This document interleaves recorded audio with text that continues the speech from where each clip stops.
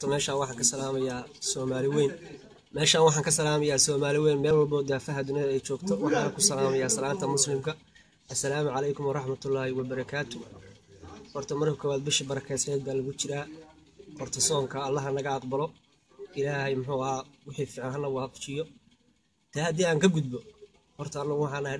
dhalinyaro Soomaaliyeed oo ku xiran qurbaha siiba waxaan ku xiranahay dalka shiishadiis qaar baa 7 sano xiran qaar baa waxay xiran yihiin muddo adiga 8 sano ah kan ugu badan adiga 8 sano ugu xiran yahay 4 bilood meeshaan baa ku dhibaataysanahay dhibaatada meeshaan lagu hayso mise dhibaatada meesha aan ka soo marnay wax lagu soo koobi karo video ma ahan alxamdulillah hadda waa ka soo baxnay haddana waa iska fiicanahay muxuu ahaa anagu horta dibka noogu weyn oo la haysto waxa weeye daliya dad inaan ka soo jeedin bay muxuu ahaa baan horta isku haysanaa dadka hadda markaa macalla kaftamayna meesha ajnabi badan baa ku xiran waxa ku xiran dad badan oo muxuu ahaa ajnabi oo ilaa dhowr iyo 10 dawladood gaarayo qof walba wuxuu leeyahay warniyo daliya dad mid naga mari sababtoo ah wuu baxayaa uu kugu imaanaya xabsiga waa baxayaa uu kugu imaanaya wax Soomaaliya ku soo boqoraya ma arag wax muxuu ahaa anaga naga hadlayo ma arkaan ma garad taa haddii aan ka gudbo muxuu ahaa anaga laba dawladood inta hadda meesha aan ku xidhnaa 2 dawladood dawladda saddexaad baa dusha lagu doortay 2 dawladood wax ay noo qabteen ma jiro waa yimaadaan ka waran xaaladda yiraahdaan waana iska tagaa waxaan u sheegana maca oo aan idhaahna noo qaban mahaya waraaqa u qoranaa waraaqaha marka u qorana waxaan aanaa madaxtooyada Soomaaliya geey mise dawladda geey saa markay albaabka uga baxaan xabsiga waxay ku radiyaan biinka ma garad inaan dhibaataysanahay meeshaan waa ku arkay inaan ku dulmanahay 28 sano 26 sano 27 hadda aniga kula hadlayo waxaan xukumanahay 14 sano ma garad muxuu ahaa wax xaquuqeeda ii doodayo ma jiro hadda anaga waxaan ku xirnaa section yiraahdo international dawlado badan baa lagu soo xiraa bari baa waxa lagu keenaa nin ajnabi xabsigu imaanaya markuu 4 bari joogo safiirkiisa ordaya imaanaya ninkii waa la baxayaa ninkii wuu la sheekaysanaya wuxuu daba galayaa qofka waxa lagu xukumayo wuxuu u xiran yahay markuu daba galo 5 bari kadib ninkii boorsiisa soo qaadanaya dad buu leeyahay u dooda xaquuqdiisa u soo dhiciyo waa baxaya hadda aniga kula hadlaya waxa ay soo qabatay dawladda Denmark baa ay soo qabatay waxay la soo qabteen 12 meel u jirta Soomaaliya xeebaha Soomaaliya 12 meel inna magaalada miyo waa badayda anaare markab dagaal neefi ay qabtay markab dhaladii maxkamad la igu saaray wax dambiya la igu waayay $6,000 waxa la isiyay magdhow ma garad calaanin wuxuu qaatay $6,000 sideen nin baa calaanin $6,000 buu qaatay waxay yiraahdeen Soomaaliya baa waxa ina geenaynaa biri ma ahana saadam anagoo suuban in Soomaaliya marka dagaalka uu nageeyo baa qoladan tuugadayo shiishada UN-ka waxay yiraahdeen nimanka shiishada hal la keeno 14 sano la xukumay waraaqii waa haystaan ku qaatay lacag nin walba Soomaaliya yimaado waa u dhiibaan waxay dhahdaan waa kana waraaqii waa sharciyeysan yihiin dawladda Denmark baa soo qabatay maxkamad baa la igu saaray markabka dhaladiisa life dambina waa la igu waayay lacag waxay isii magdhow ah waraaqahan ay qaada hadii wax ay qaban karin madaxtooyada Soomaaliya geey iyana dooda waxaan ku xiranayaa sharci darro ma garad qof walba wuxuu leeyahay waraaqaha wuxuu ku ridayaa biinka haddii aan ka gudbo horta anagu dhalinyarada Soomaaliyeed meel walba daafaha dunida ay ku jiraan baa horta u dooday horta aniga hadda waxaa jira dhalinyaro badan oo la xiriirno dhowr dal ku xiran ma haystaan muxuu ahaa hadda aniga taleefanada aan haysano taleefano xun waxay haystaan Facebook ay isticmaalaan ma garad dhibkooda waxay soo sheegayaan habeenka ma seexan ka dhibaatada midka muxuu ahaa kaliyaha laga hayo midka muxuu ahaa caafimaad darrada ah wiilasha hindiyo leeyahay waa dhinteen kaliyaha lagala baxaa qof aan weyn ma jiro kaliyaha lagala baxaa wiilasha hadda muxuu ahaa hindiyo ku xiran shacabka Soomaaliyeed 3 qodob baa caawa ka codsanayna anoo u hadlaya dhalinyarada daafaha dunida ku xiran oo Soomaaliyeed 3 qodob oo aan ka codsanayna shacabka Soomaaliyeed dal iyo dibad Soomaali weyn meel walba joogaan qodobka koowaad horta bil barakaysan baa horta lagu jiraa inay noo soo duceeyaan dhalinyarada Soomaaliyeed oo ilaa 2005 dalashay lagu xireeyay 2000 maanta la marayo 17 afka sii gelinayso dalashay lagu xireeyay oo dhibaatada ku jiro inuu Ilaahay dhibaatada ka saaro horta bal noo soo duceeyo horta bil Ramadaan oo qeyr la lagu jiraa qodobka labaad waxaan ka codsanaynaa video walba oo anagu aan soo duubno qofka dawladda gaarsiin kara si toos ah inuu u gaarsiiyo qofka dawladda aan gaarsiin karina inuu sii share gareeyo qodobka saddexaad oo aan ka rabnaa waxa weeye shacabka Soomaaliyeed ha mudaharaadaan dhalinyarada daafaha dunida ku xiran oo xabsiyada lagu ilaawo waxba aan loo qaban oo xabsiyada lagu ilaawo ha u doodaan waa dhulkii xoogga dalka 2214 wiil baa xiran raas casayr haas kabooni bay control karaan badooda 2214 wiil baa xiran maxay u dhaxeeyaan 32 jir ilaa 16 jir waa dhalinyaradii dalka waa ubixi dalka waa dhulkii xoogga dalka badooda control lahaa saddexda qodob horta waxaan ka rabnaa shacabka Soomaaliyeed Soomaali weyn anigu ma aqaan muxuu ahaa meelaha xun Soomaali weyn bata anigu baan u bandhigayaa u sheegayaa haddii aan ka gudbataa muxuu ahaa hadda anaga meeshaan ku xirannahay muxuu ahaa dawladdan cusub oo farmaajo horta farmaajo waxaan leeyahay madaxweynaha Soomaaliya madaxweyne horta habeenkii markii lagu doortay saan u qiiroonay xaaladdeena meeshii gaadhay horta ilaahay baa soo koobi karo adigu ma ogi habeenkii waa kugu farxaan la doortay jale madaxweyne waxaan ka rabnaa maanta aad dalka madaxweyne ka ah maanta wax xumaan oo aan ka sheegi karno oo aan kugu aragnaa ma jiro adiga iyo wasaaraha khayr waxaan inaga codsanaynaa dhalinyarada Soomaaliyeed oo daafaha dunida ku xiran oo wax ka hadlaya aan jirin aan la isku soo hadal qaadeen inta kaliyaha lala baxo leeyahay isbitaalada ku dhinteen horta waxa rabaa in dhibka laga saaro dhibkana waxa ka saari kara adaa u dhaartay dalka oo dalka waxba ka bedelaya dhalinyarada waxba u qabanaya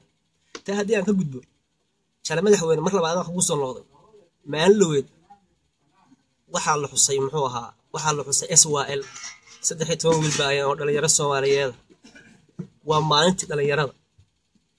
waxaa la rabay dhalinyarada xabsiyada ka buuxo muxuu ahaa anagu dal shay aan ku xirannahay dhalinyarada xabsiga ka buuxo muxuu ahaa Soomaaliya inay cafis u fidisay maadaama ay ahayd maalintii dhalinyarada sababtoo xabsi waa xun yahay xornimada waa wax ma garad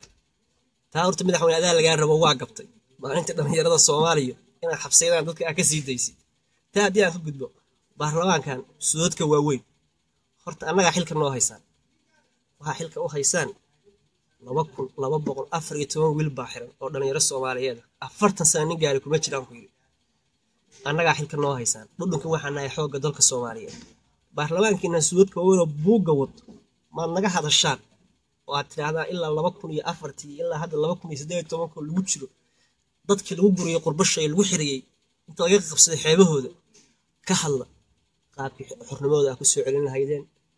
qaabkii muxuu ahaa dalkooda lagu keenin lahaa ka hadla annaga xilka noo haysaan annaga waa xilka noo haysaan ka hadla jala madaxweyne noqo mid lagu ciilbaxo habeenkii lagu doortay ilaahay waa ka sheekeyn karaa si uu xabsiga u gariiday maanta xabsiga waxaa ku xiran 23 dawladood nin aan sawirkaaga iyo magacaaga farmaajo aan aqoon ma jiro habeenkii uu bartay oo dhigu doorto xabsiga uu gariiro aan seexan weyn ma garat jale madaxweyne marka noqo mid ay ku ciilbaxaan dhalinyarada Soomaaliyeed oo daafaha dunida ku dhibaataysan iskaal wax ka hadlayo u qiirooday inta ka badan aan caytooyin السلام عليكم ورحمة الله وبركاته لما وين السلام أمد الصومالي الملك استاجوكتان مقعي هو محمد جامع علي محمود وحكو الرأي حبس كويا الله سيرد الشيشة بدوين تهندي وحكو الرأي حبسي كان وقت لنا 6 سنة حكم وحن حكمنا هاي أفري 20 سنة ما تشيلو ديد أنيجا حكم كأحكمنا هاي يوديد أنجلو فرق وين يا ودحي ان فيديو كان aniga halkan uma soo fariisan inaan iraahdo shacabka Soomaaliya iyo soo duciyay waxaan u soo fariistay meeshan in aan mid wax ka qaban kara iyo mid aan wax ka qaban karinba ummadda Soomaaliyeed meel kasta oo ay joogaan aan dhibkayga u geysiyay sababtaan waxaan in Soomaaliya waxaan xaq u leeyahay dhibta ay soo wajahda inaan u bandhigto bulshada Soomaaliyeed meel kasta oo joogtaan waxaan anagu dhalinyaro Soomaaliyeed oo meeshan ku dhibaataysan waqti dheer ku xiran xukumo aad u tiro badan xukumo waxa weeye meeshan dawladdan shisheeyay Isbaaniga aan ku xirannahay iyadu nama soo qaban laakiin waxa noo keenay dawladda shisheeyay kiiska inagu xukuntay wax cadeyna ma laha jaajka aniga soo xukumay tusaale ahaan hadaan soo qaato wixii wax cadeyna ma hayo laakiin ninkan anigu aan dal u eegin oo dad u eegin waxaan xukumay 24 sano waa sax in kelmadda ay yiraahdo maxaa yeelay aniga waxa dusheeda ku burburay labada dawladood baa igu yimaadeen xabsiga kelmadda ay yidhaahdeenna waxay ahayd wax kale ma ahayn waa ka xunnahay insha allah waa baxay insha allah waa sax waa baxa anigu maalinka ilaahay qadariyey haddii alla idmo waan baxaa uma baahni marka aniga tacsi iyo ilaahay meeshaan ha kaa soo saaro maalinka ilaahay qoraan ka baxaa ee waxaan u baahnahay waa waxqabad dowladda soomaaliyeed hadday tabar yar tahay iyo hadday xoog leedahay ma aha inaan noqono dad ducufaa hadday maanta dowladda soomaaliya intay meeshaan timaado ay tiraahdo dadkan maxaa lagu haystaa kiiskeedana fiiriso sharci bay u leedahay inay tirahdo qofkan maxaa lagu haystaa ka war haddaanu fiirinay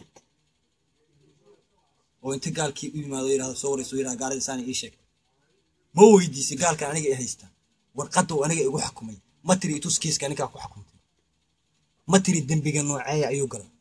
su-aashu jawaabtu waa maya maadan odhan balse waxaa samaysay waa ii timi waxay tiri sorry waan ka xumay waa sax waa ka xun tahay iima muujin laakiin inaa wax ka qaban karin haddiyo dan waxay tahay hadalka yaan kusii dheeraan dowladda soomaaliya ee cusub ee hadda xilka haysa anaga uma baahnin ilaahay xabsiga aniga soo saaro duca mayni ka rabno laakiin waxaan ka rabnaa wax qabad ducaaniga waa ducaysan karaa addoon baana ilaahay qofna igu musakalkaas tegri waa cibaadaysan karaa ilaah xabsiga ii daawaran karaa laakiin aniga waxaan baana wax qabad keligii maaha qofka dhibaataysan dhibta bulshada soomaaliya markasta ku dhibaataysatay ilahay dhibtaa ka saara walaalayaal bulshada soomaaliyeed oo halkan iga daawanaysa waxaan u sheegayaa in aan ahay shaqsi soomaaliya oo dhibaataysan fursad marka alxamdulillahi rabbilcaalamiin waxaa mahadle in aan fursad u helay in aan inii sheegto dhibta anigu aan qabo taas ayaa alla ku mahadina walaalayaal iigu gudbiya dowladda soomaaliya haddii ay ka mid yihiin kuwa dowladda u shaqeeya oo aniga i dhegaysanaya hadda i fiirinayaan xilkan waxa lagu dhiibay dhikwiga inaa wax ka qabato adiga ina aniga soo tirahdo ma qaban dowladda soomaaliya anay dowlad ugu tahay iyadoo dowlad iskama aha haddaanay dhibkeyga ka damqanna meel ma tegay adiga waxay haysata jasiiradda adduunka ugu yar uguna dalxiiska badan waxaa noqday beerta xayawaanka qofkii ii yimaada gaalada soo boqota meeshan dalxiiska u timaada burcadaanu haynaa ee kaalay daawada runtaan ka hadlaa iga leexoniyo waxaa la yidhahdaa waxaanu haynaa dad burcad beerta dalxiiska halkaas adhuu culu nooyimada kaamirada naga qaataan inuu markii nin soomaaliya mas-uul soomaaliyed inta ii yimaado yidhaahdo sorry waa ka xumahay ma ay qabato aniga xaqna uma lihi adiga waxaan rabaa wax qabad haddaan idinku xanaaqay iga raalli ahaada bulshada soomaaliyed mar kastaa joogtaan waxaan leeyahay assalaamu calaykum waraxmatullahi wabarakaatu waxaa inoo rajeynayaa dowladnimo wanaagsan in ilaahay cadowga naga qabto in ilaahay laabteenna burcada isu mariyo waxa weeye khayr tiro badan baa inoo rajeynaya walaalahay waxa weye codkeyga waad dhegeysteen waan inoo soo gudbiyey assalaamu calaykum waraxmatullahi wabarakaatu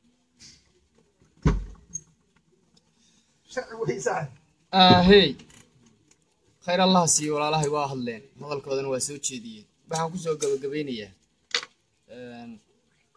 guddoomiyaha baarlamaanka iyo madaxweynaha federaalka ah iyo ra-iisul wasaarihiisa waxaan idiin sheegaynaa raalli ahaada naga raalli ahaada jawaari baa laga maqlay oo kelmaddaas keenay jawaari ow naba qabato naga raalli ahaada namana deeqdo dhallinyaradii soomaaliyeed haddaanu nahay naga raalli ahaada waxna deeqa maahan dalka idinkaa naga burburiyey shalay idinkaa dowladnimo noo qoonsaday kuwii idinka idinka horreeyey xorriyadda idiin soo hoyey ee meesha wanaagsan idiin horseeday waxa la yidhaahdo inaad waxay ahayd innagana inaad noo horseyntaan waddada idii horseedeen haatan iyo dan dabaqabasho waxa la yidhaahdo caano daatay maxay ahayd dabaqabasho lama huro nimayow dabaqabashaanu leenna dhallinyaradii haddaanu nahay dabaqabashaanu leenna maalin walba siyaasi caloolweyne ah oo tuuga inuu labada dhinac nagu kala bislaysto ma ahan war dalkayaga iyo dadkayaga sidaa loo dhaamo annagana sidaa naloo dhaamo burcad baanu ku li'anaynaa baddii baanu tahriib ugu li'anaynaa al-shabaab baanu u dhimanaynaa qabiil baanu u dhimanayna war qabiilkan iyo waxaana maxayna tari war siyaasiyiintiinaan beenta ummadda ku waalayo maxaad ka mid tihiin maxaad ummadda u haysaan jawaariyow raalli ahow nama deeqdo adeer nama deeqdo namana anfacdo sidaa naloo dhaamo dalkayaga dib ha naloo ku soo cesho 20 jiraanna dalkan aan joogno 20 jiraa wasiirra ka ah aqoon laho wax bartay nabadaana keentay inay wax la yidhaahdo ka noqdaan maanta ka gaaraan darajadaas annaguna waxaan ku nahay yatiin foolxumada meesha aanu ku xirannahay nagu haysata yaa kuwa sababay jawaariyow ka mid baa tahay maanta waxaanu kaa rabnaa waxa weeye waxqabad baanu kaa doonaynaa dalkayga inaad dib noogu celisaan baan doonaynaa xuquuqda naga maqan inaad noo soo celisaan baan doonaynaa waxa la yidhaahdo waxa nala ku xukuntay oo nala ku haysto inaad dib u eegtaan oo dib u ogaataan baanu doonaynaa aabbayaal baanu nahay waxa la yidhahdo dhallinyaraanu nahay ciyaal baan waxa la yidhaahdo dhalinayo waddankii jooga cid u daryeeshay iyo cid ka warqabtay midna ma jirto waxa la yidhaahdo annagay baa ku soo kornay rafaad iyo dowlad la-aan dowlad naga warqabtay ma jirin cid waxna bartay ma jirinin cid waxa la yidhaahdo maskax iyo muruq midna nagu bixisay ma jirinin war haddaanu dembiga galnay maxaanu ahay maxaanu dembiga ku galnay yaa horta mana siiseen aqoontii aanu kaga leexan lahayn dabka yaa haatan iyo dan waxkabayaana kusii kululaane soomaaliyey waxaana anficinin waxa weeye inaana xabsi kusii jirno baddayadina in la daldalanayo sanad kasta 18 trilyan oo dollar baa lagala baxaa biyaha Soomaaliya haddeeray u dambeysay 5 bari ka hor marka 5 marka baa wax lagu qabtay oo kalluun side ee meesha la yahay Thailand oo midkiiba 500 oo tan sido magarad waxa la yahay wiilkaygana waa ka baahan yahay gabadhayduna waa ka baahanta sidoo kale hooyada Soomaaliyeed waa yeelkahaydna waa ka baahanta wiil calool weyn oo siyaasi ah shaati suud qaba suud maran oo cid ka hooseynin baa jeebkiisa ku sii wada war hantidan iyo jeebkan waxa lagu guranayo waa laga dhimanaya war waxba idin tari mayso meel idin geyn mayso war waxaad qurux ku leedihiin waa ummadda tan iyo dalka kan haddaad carruurtiina jaamacad u dirsateen oo jaamacada heersada idin dhigtaan war annaga waa hadalka waa idin ku soo celcelinaya xalayna waa idin carruurtayadii laamigay qaniinayaan aabba ma haystaan hooyadooda iskala baaday sida hanaloo dhaamo dalkayga dadkayga dib hanalo ku casho xabsiyada hanala ka saaro waxa la yiraahdo quruxdii iyo wanaagga aan ummad adduunka ku lahayn dib ha loo soo casho hadalkayana ku gabag iyana ku dheeraan xasan tahliilo qabso waxaad dhihi lahaydna dheh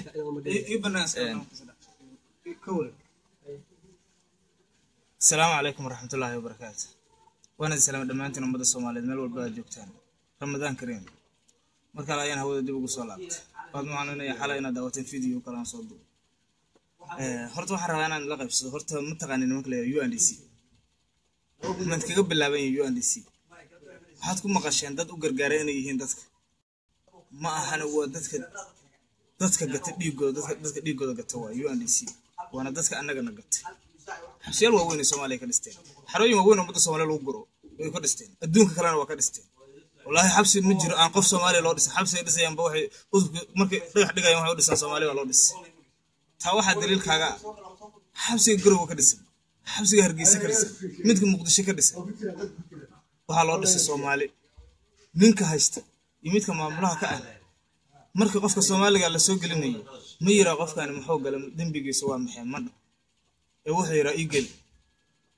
har maqaarada lambar 7 ka waxa cunta ka weeday wiilka Soomaaliga oo xabsiga haysto ama midka taliyaha ka qaarada lambar 7 ka waxa cunta ka weeday markaas anaga iga soo jiray ilmihiisa asagana hoteelay waxay ugu raaxsanayaan dibadda iyo meel kastaba ay wax barasho u wadan kuwan laamiga cunayaan lambar 7 ka waxa cunta ka weeys war waxaan idilay ummadda Soomaaliyeed kuwa suudka wata midka qoriga wata war xaq daran ku xiranahay Soomaalida wax xaq daran naga galisa gaalada midka gaalka madow gaalka cad waxa naga galaya xaq daro wariyaan ku fakanaa anagu ورمضة الصومالية وحن لها اللي شعب وحن لها اللي دمان وسارها دولة عن لها اللي حبسك إنك السيداي وحن حاسة الجزيرة دا أدونك أبوير بان هايس ويضو أبوه إلى أن نقص ربصة حما الصومالية نالكسروش ما كاسا ماشا نالكوكا جزيرة دان وحا كوسا حيرت مراكيب تكك أنت كلونك الصومالي لا كوسا حيرت كلون كانوا والله كان عدد كانوا والله كان دمر هالي باتكتين سامعين هذا هو dadka Soomaaliyeed in raali ka yihiin inaga meeshan la keeno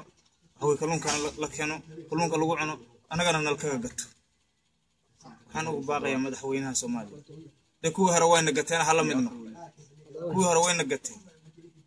hala mid noqonin adinku wasiirka arrimaha dibadda waxaa leeyahay kii hore wayna gatay hana gadan ra-iisul wasaaraha waxaa leeyahay kii hore wayna gatay hana gadan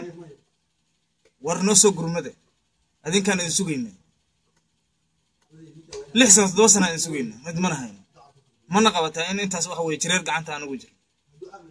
waan salaam dhamaan shacabka Soomaaliyeed ninka ayaan idin sugayna hal baan ku doosaasaaga dheh hal qodob baa waxa u soo jeedinaya dhalinyarada geeska Afrika oo xilkoodii gabay hal eray baa u soo jeedinaya dhalinyarada geeska Afrika oo xilkoodii gabay horta halkaas horta lagaga taagayo waxa kaga taagan nin suud qabo risaaqada cirka kaaga imaan lahayd afku u dhiganaya waa ogtahay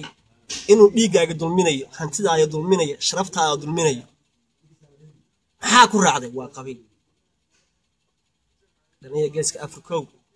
hadda matalahan ninkan waa xasan isku qabiil mani waxaan ku bartay xabsiga wallaahi billaahi talaaca hoogada isaga ka jeclaa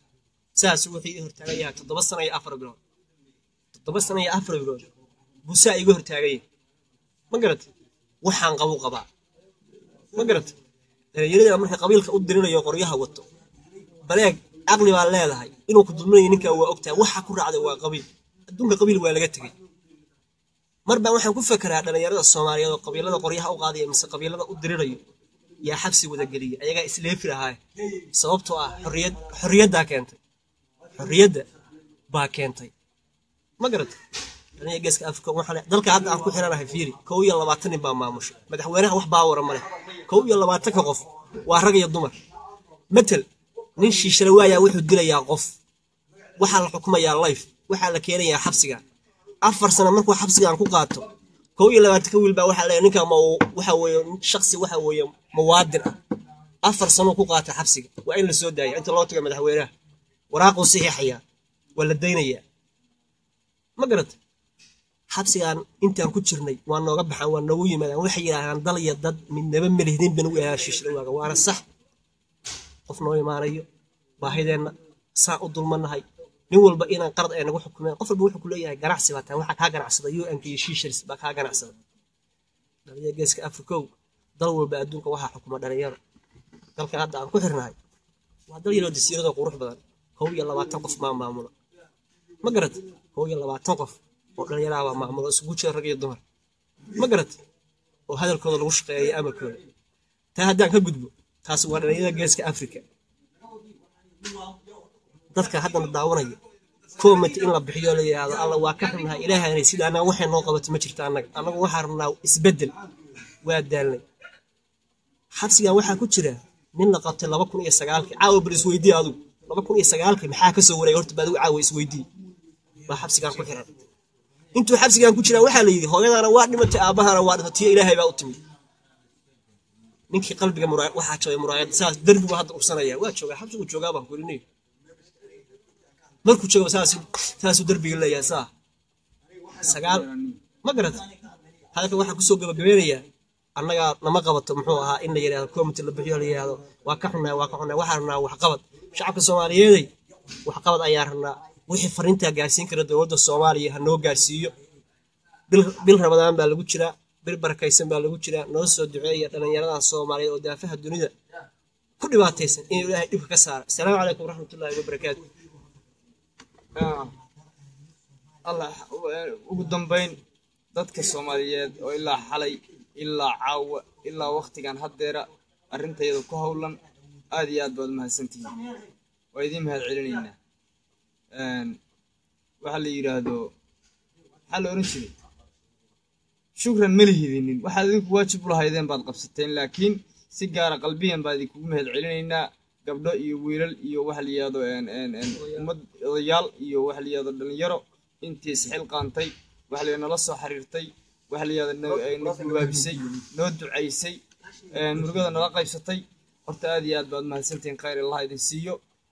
soonka iyo acmaasha iyo salaadan Allah idin ka aqbalo dhamaanteena Allah inaga wada aqbalo dhalinyaro waa inuu wada saameynaa habeen wanaagsan oo wacan Allah idin xifdiyo waxa la yiraahdo noo soo duceey wax qabad u baahan dalkayga dadka iyaga u baahan waxa la yiraahdo wanaag baan u baahanahay dhalinyarada qoryaha sidato dhalinyarada al-shabaab u dhimanayso war Ilaahay ka cabsada war ilaahay ka cabsada waad aragtaan meel mugdi inaad ku socotaan wallaan qof soomaaliya aad dishaan inaan janno ku tegayni iska daaya dulmiga aad ku jirtaan al-shabaab janno idin geyn mayo waxaa la yidhaha cadaab waxaan hay idii horseedi mayo war hooyada miskiinta iyo laamiga waxaa la yidhaha caanaha ku gadanaysa oo aad isku qarxinaysaan walliinaan janno ku tegayn cadaab ma oye war aayadda keentay xaggee ku taallaa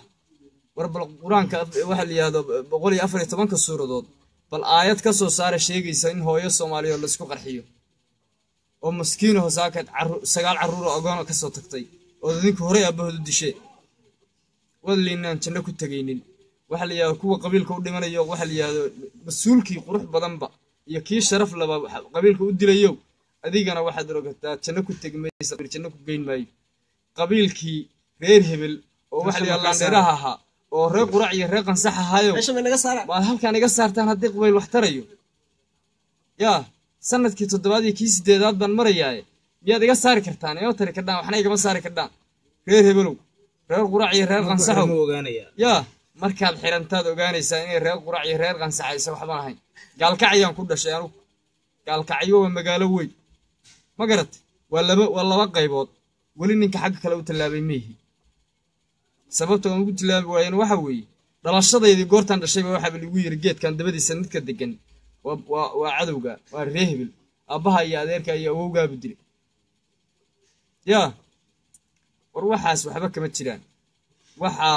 kama jiraan wax meel sii jira ma ahan dadku waa dad wada dhashay waa walaalo waa isku uur waa wiil iyo